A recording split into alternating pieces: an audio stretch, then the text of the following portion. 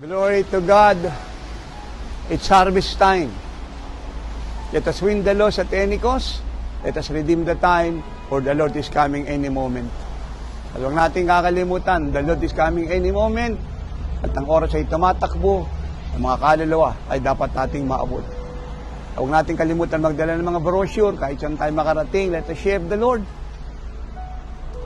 Personally, corporately, unceasingly. Because those who sow in tears shall reap in joy. Thank you for being a soul winner. For to be like Jesus is to be a soul winner. And God's glory cover you as you go and win them and heal all the sick, raise the dead, cast out devil, and cleanse the lepers. At huwag niyo kakalimutan, as you do the will of God and full bless the mandate, walang tatalab sa inyo kahit ano. For Jesus is your shield. And everybody say, Amen and Amen.